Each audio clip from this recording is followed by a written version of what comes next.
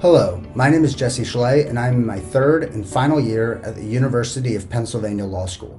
Today, I have the pleasure to outline this moot court focusing on the First and Fourth Amendments of the United States Constitution. Specifically, the question before you is whether a school administrator can punish a student for what they believe to be threats found on the student's phone. Maxine Edwards, the 11th grade history teacher at Bell Tower Public High School, noticed Tom Jacobs, age 16, using his cell phone after taking his exam in class. The school has a zero-tolerance policy against using cell phones during class, so Miss Edwards demanded the cell phone and Tom handed it over in accordance with the school's policy. Worried that Tom was texting answers to other students who would be taking the same exam during the next class period, Miss Edwards asked the principal, Victoria Samuels, to come to her class. Miss Samuels instructed Tom to unlock the phone with his passcode, and she began searching the phone for recent text messages and his Gmail account for any emails that he might have sent to other students. Also worried that Tom may have taken pictures of the exam, the principal searched through his pictures and videos. No exam information was uncovered, but the principal found what she believed to be threatening messages by Tom in the form of a rap song. The rap song was both written and filmed and had been sent to other students in the school. In the song, Tom said that he intended to do a Columbine on the group of student athletes. He explained that one of the star athletes, Billy White, had taken revealing photos of female athletes in their locker room and sent them to other members of the male sports teams. When questioned by the principal, Tom shared concerns about the special treatment that he believed athletes received at the school, but he said that he was only expressing his feelings through song and he did not intend to do harm to anyone. He showed that the rap song was linked to YouTube videos of other songs on themes from school life that he had created. However, Miss Samuels and Miss Edwards noticed that among the comments on the videos, and even in the words of the songs, Tom had said this was not a threat, but a hint of what might come if things do not change. The principal suspended Tom and called the police, who arrested him for making threats against fellow students. The police also took possession of Tom's cell phone.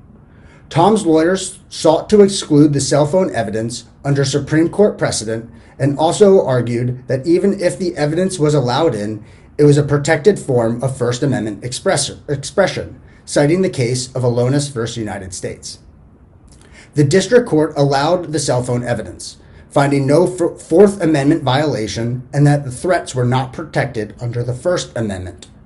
Tom Jacobs has appealed, challenging his suspension and arrest based on what he argues was an illegal search and seizure under the Fourth Amendment and his First Amendment right to freedom of speech and artistic expression. With the facts outlined, let's turn to the law that you should consider when formulating your arguments. There are two constitutional amendments invoked in this case, the First and Fourth Amendments. The First Amendment states, in part, Congress shall make no law abridging the freedom of speech or of the press. As previously mentioned, Tom relies on the 2015 Supreme Court case of Alonis v. United States. Alonis involved the question of whether threats Alonis made concerning his ex-wife, co-workers, a kindergarten class, the local police, and an FBI agent violated a federal anti-threat statute. Specifically, whether there was proof that he meant what he said in a literal sense, and whether it was sufficient that a reasonable person would see his statements as threats.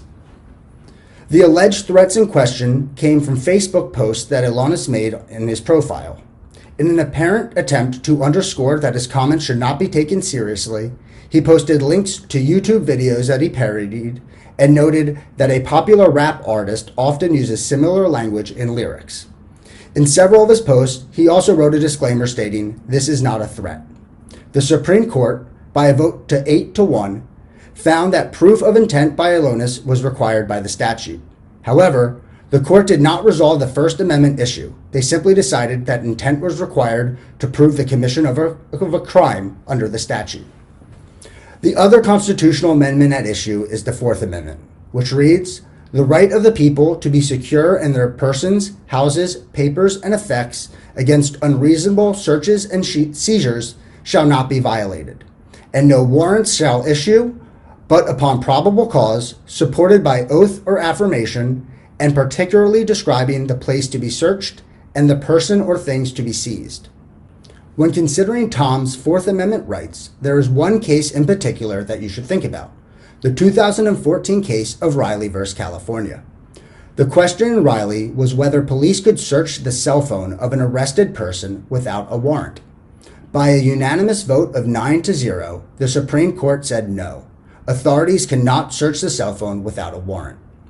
While there had long been an exception that allowed warrantless searches incident to arrests, the Supreme Court determined that this exception exists for the purposes of protecting officer safety and preserving evidence, which is not at issue in the search of digital data. This is because digital data cannot be used as a weapon to harm arresting officers, and police officers have the ability to preserve evidence while awaiting a warrant by disconnecting the phone from its network and placing the phone into an evidence bag. Further, the court recognized that cell phones are mini computers filled with a massive amount of personal information, which distinguishes them from the traditional items that can be seized from an arrestee's person, such as a wallet. However, the court held that some warrantless searches of cell phones might be permitted in an emergency, such as in a terrorism situation where the government's interests are so compelling that their search would be reasonable. These are called exigent circumstances. Nonetheless, the court held that absent exigent circumstances, authorities need to get a warrant before they can conduct a search under the Fourth Amendment. So, with the facts and law outlined, what do you think? Can Tom be punished for the threats found on his cell phone?